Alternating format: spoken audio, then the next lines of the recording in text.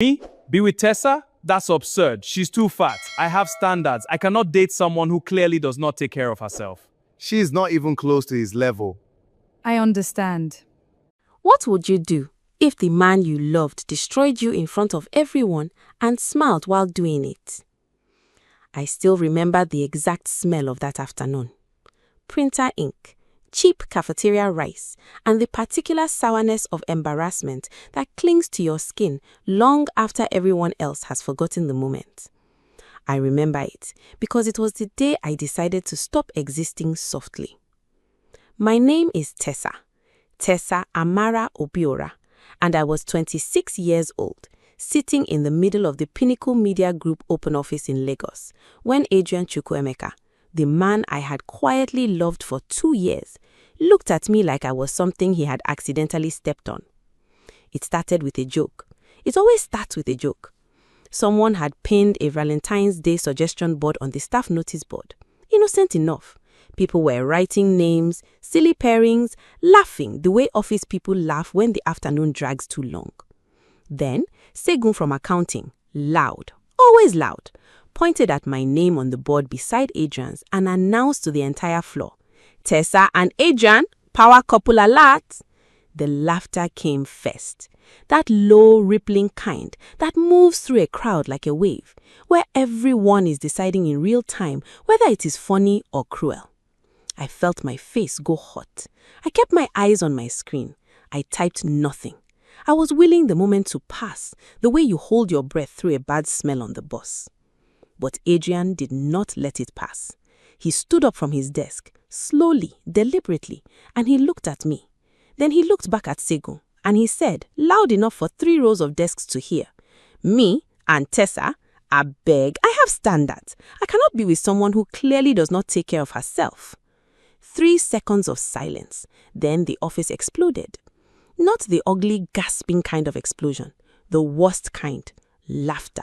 Real, genuine, relieved laughter. Because now everyone knew where the line was drawn and they were safely on the other side of it. I did not cry. I want you to know that. I sat in that chair, in my size 18 Ankara blouse that I had ironed that morning with pride, and I felt something inside me go very, very still. Not broken, not crumbling. Still.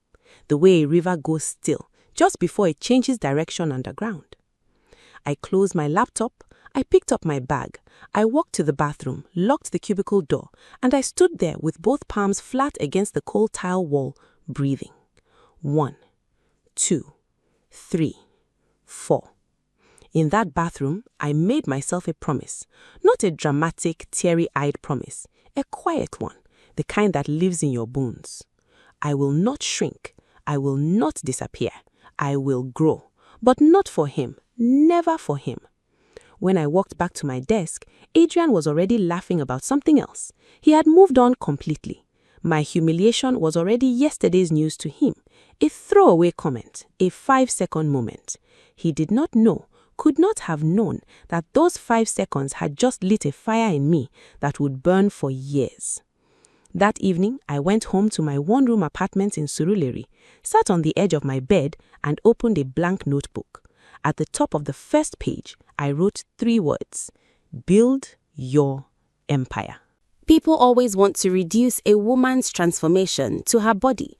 They want to say she lost weight, she changed her hair, she started dressing better, as if the only upgrade that matters is the surface one. But what happened to me in the 4 years after that office humiliation was not about my body. It was about my mind catching fire. Let me tell you what those years actually looked like, because nobody tells you this part. They looked like 5 a.m. alarms in a cold room, studying brand strategy while my neighbors slept. They looked like surviving on Indomie and ambition for 6 months while I saved every kobo from my salary.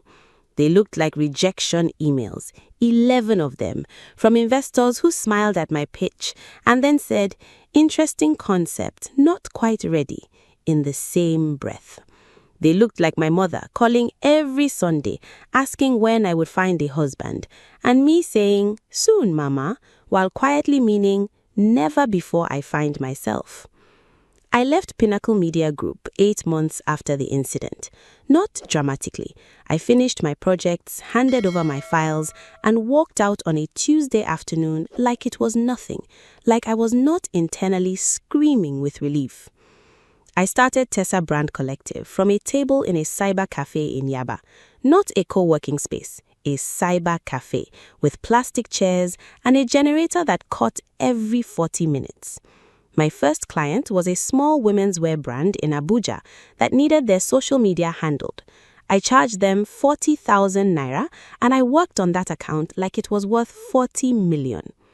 Word spreads when you are excellent, quietly at first, then all at once. By the end of year 2, I had 12 clients. By year 3, I had 28, a proper office space in Victoria Island, and a team of 7 people who called me Auntie Tessa, even though I was only 30. I had been featured in 2 digital marketing magazines. My Instagram following, once a graveyard of unseen posts, had become a platform where 50,000 women watched me talk about branding, business, and what it means to build something from humiliation. I also, around year 3, joined a gym. But here is the truth. I joined because I was stressed and needed somewhere to put the energy, not because I wanted to look different. My body changed anyway, the way bodies do when you stop hating them and start feeding them properly and moving them with intention. I did not become slim, I became strong. There is a difference and I understood it bone deep. What I want you to understand is this. During all 4 of those years, Adrian Chukwuemeka existed only as a faint shadow in the back of my memory. A cautionary tale, a source of fuel when the rejection emails piled up and I almost believed them. I heard things through the grapevine, the way you do in Lagos, where everyone went to school with someone who knows someone. I heard he had left Pinnacle and launched a tech startup. I heard the startup failed badly. I heard he had dated a model named Chisom who left him for a man with an actual income. I heard his name less and less until I stopped hearing it at all. And then, one evening in October at a business conference in a hotel, the kind with champagne and name tags and people scanning the room to see who is more important than them, I looked across the hall and saw him. He had aged, not badly, but noticeably. The particular shine of a man who once believed entirely in his own future had dimmed somewhat. He was standing near the drinks table, looking slightly out of place in a room full of people who had arrived. He had not seen me yet. I held my champagne flute, smiled at something my business partner Ngozi was saying, and I felt absolutely nothing for him. That was the moment I knew I had truly healed. If you think this story is just about a man coming back, you are not ready for what happens next. Stay with me. He saw me 3 minutes later. I watched it happen on his face in real time, that slow, disorienting recalibration that people do when they encounter someone they have filed away in their memory as small and find them standing tall.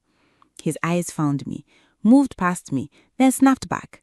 I saw the exact moment he connected who I was to who he was looking at. I turned away first, not from fear, from boredom. It was Ngozi who nudged me 20 minutes later. That man has been trying to catch your eye since forever. Do you know him? I glanced back. Adrian was walking toward us with the careful, rehearsed casualness of someone who has been practicing their approach. He looked nervous. Good. Tessa, he said, like my name was something he was tasting again after a long time. Tessa or Biora. I thought that was you. Adrian, I kept my voice pleasant and entirely empty of anything else. You look, he started. Different? I offered. He laughed awkwardly. I was going to say amazing. I know what you are going to say, I told him, smiling, and I left it at that. We talked for perhaps 7 minutes that evening. Professionally, I asked about his work. I already knew from the grapevine that the startup had failed, but I let him tell me his version. He asked about Tessa Brand, and I watched his expression move through several things as I described it. Surprise, something like embarrassment, and then, God forgive me for noticing, attraction. Not attraction to my body, attraction to my power. The particular kind that men like Adrian feel when they realize something valuable they misjudged. I recognized it immediately because I had spent 4 years learning to read rooms and people. He asked for my card. I gave him the business card, the one with just the business email and website, not my personal number. He looked at it for a moment longer than necessary. "It was really good seeing you, Tessa." "Take care of yourself, Adrian," I said, meaning every single word. I went home that night and I sat with my feelings honestly. There was no bitterness, truly. The girl who sat in that bathroom, pressing her hands against cold tiles, she had made good on her promise. She had built the empire. She did not need this man's admiration to confirm it. But the situation was not over. I did not yet know how far he would come. 3 days after the conference, a message arrived on my business email from Adrian. Subject line, business inquiry, potential collaboration. I opened it, read it once, closed it.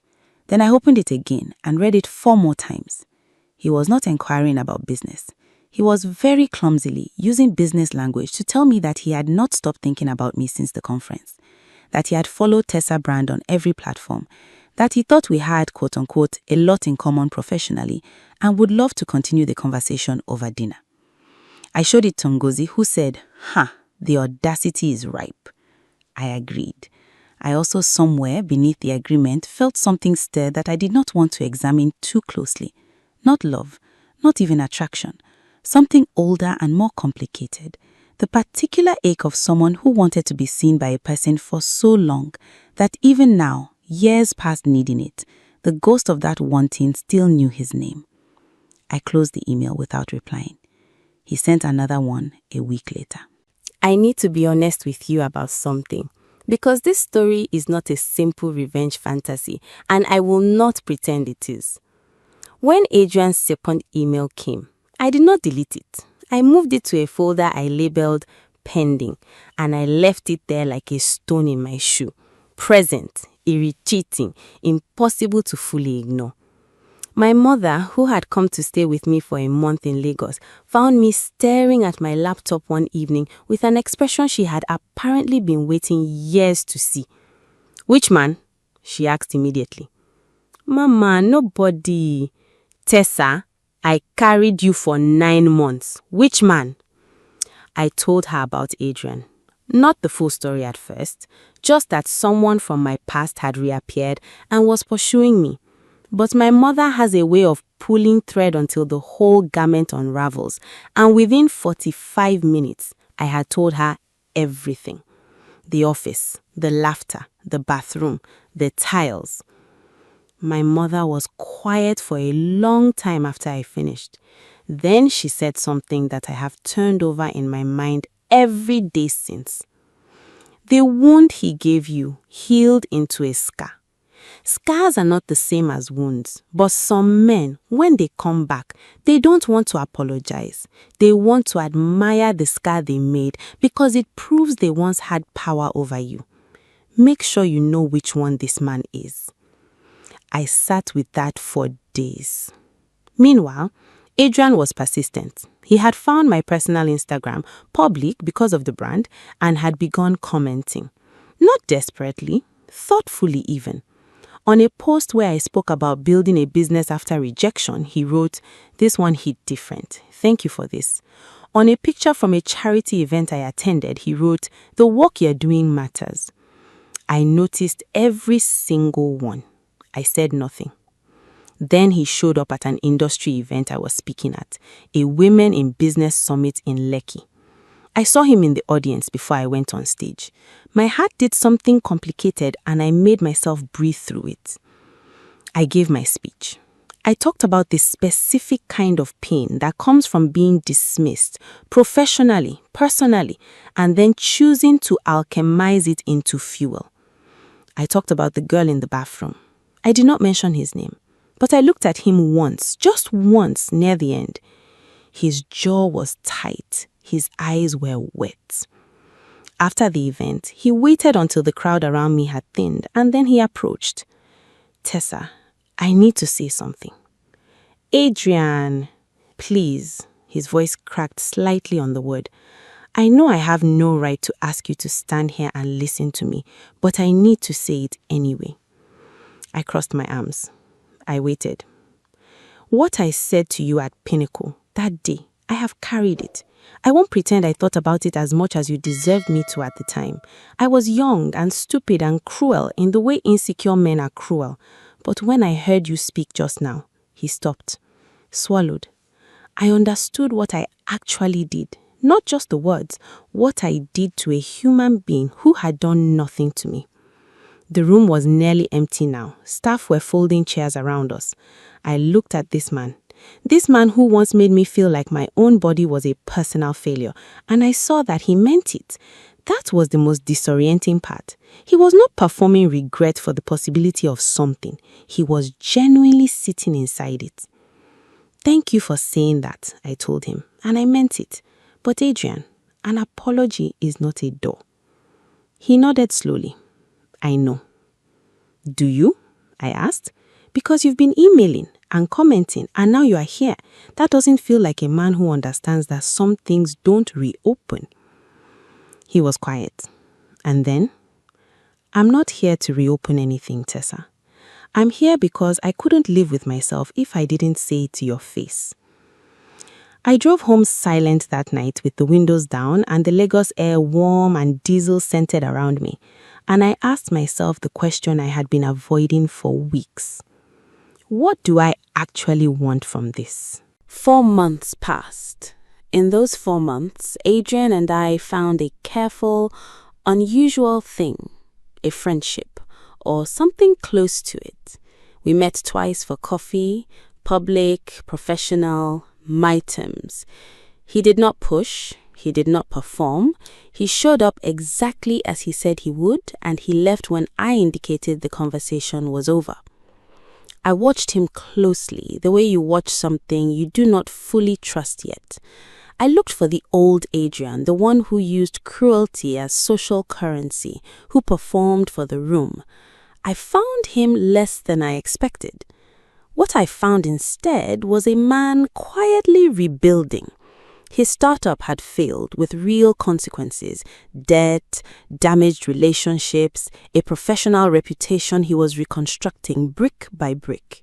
He was consulting for small businesses now, charging modest fees, doing work that actually required humility. He spoke differently, listened differently.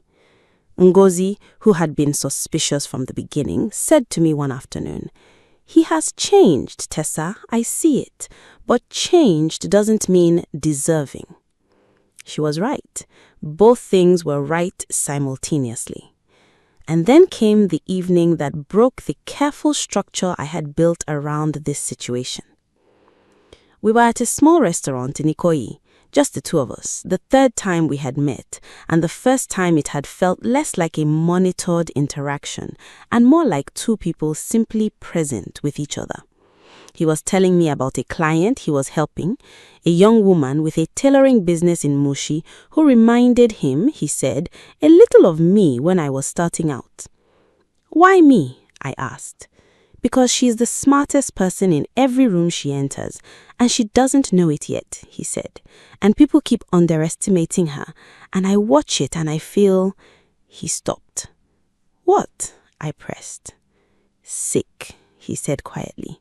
"I feel sick because I know exactly what that does to a person, because I was one of the people who did it." The restaurant was softly lit. Someone was playing High Life on a phone somewhere in the back. I looked at Adrian and I felt the ghost finally move. Not disappear, but shift, settle into something bearable. "I forgive you," I said. And I was not saying it for him. I was saying it because my mother's words had finally fully landed. Scars are not wounds. And I was tired of checking this particular scar to see if it still hurt. His eyes filled. He looked away, then back. "Thank you," he said roughly. "I didn't have to do that." I knew. We were quiet for a moment. Then he reached into his jacket pocket and placed something on the table between us. A small velvet box. My entire body went cold. "Before you react," he said quickly, raising both hands, Let me explain what that is and what it isn't. I stared at the box. I did not touch it. It was my grandmother's ring, he said. I've been carrying it for 2 months because I could not figure out if I had the right. I still don't know if I have the right. But Tessa, his voice broke fully now, I know that I love you.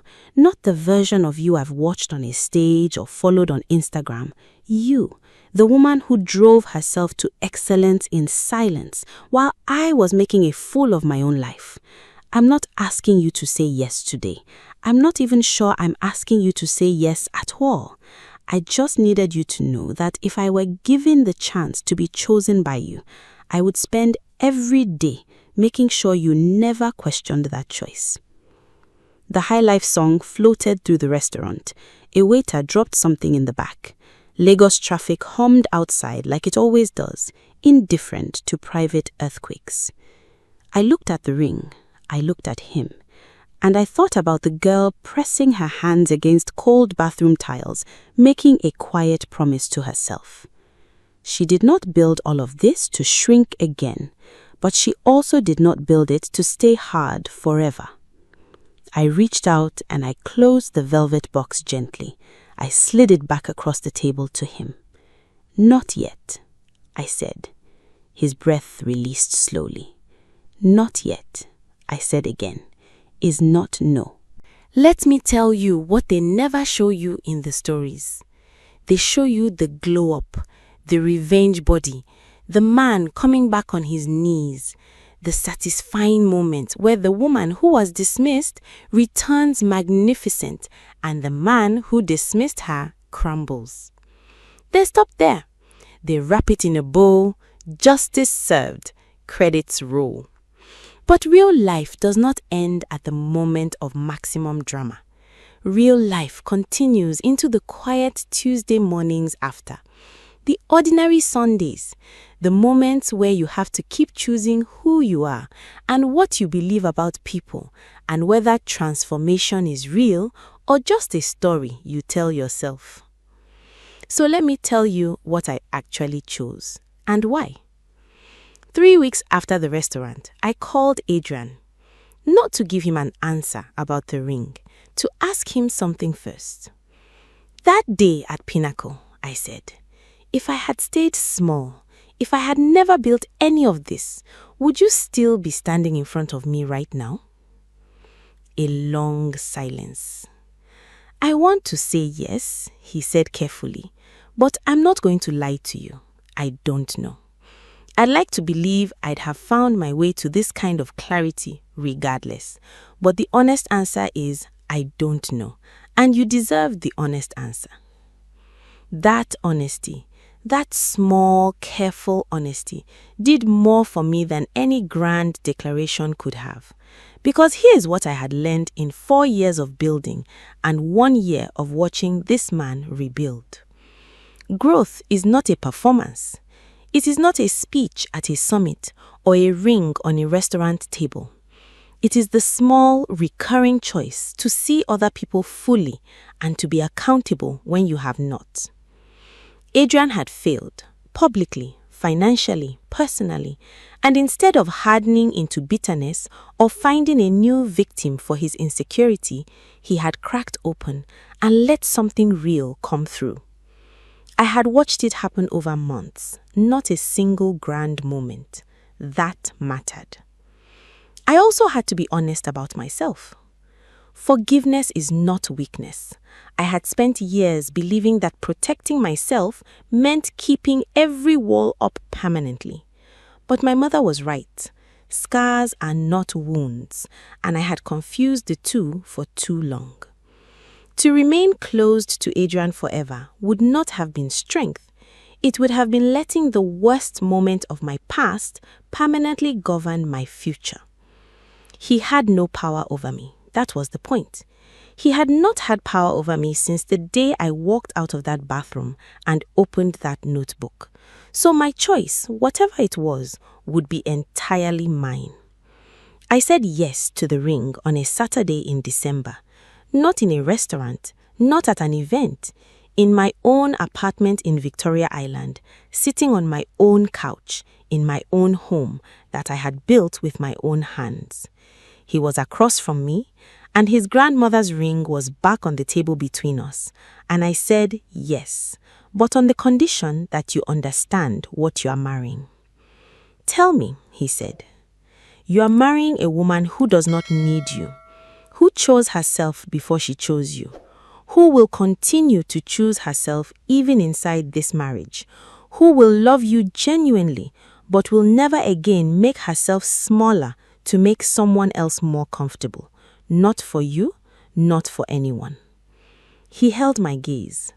That's exactly the woman I want, he said. That's the only version I'm asking for. I believed him. Not blindly. I have lived enough to know that believing someone is a daily practice, not a one-time event. But I believed him enough to begin. There is a moment when Adrian slid that ring on my finger that I thought of the girl in the Pinnacle bathroom. 26 years old, hot-faced, standing with her palms against cold tiles, breathing through humiliation in 4 counts. I wanted to tell her, it gets good, baby. Not easy, but good. You are going to build something that has nothing to do with this man and everything to do with you. And one day, you will make a choice, not from wound, but from wholeness, and it will feel like freedom. Because that is what nobody tells you about the woman who was once rejected for being fat, who built an empire in silence, and who found the same man on his knees before her years later. They think the story is about him coming back. It was never about him coming back. It was always about her arriving. If this story moved you, share it with someone who needs to hear it.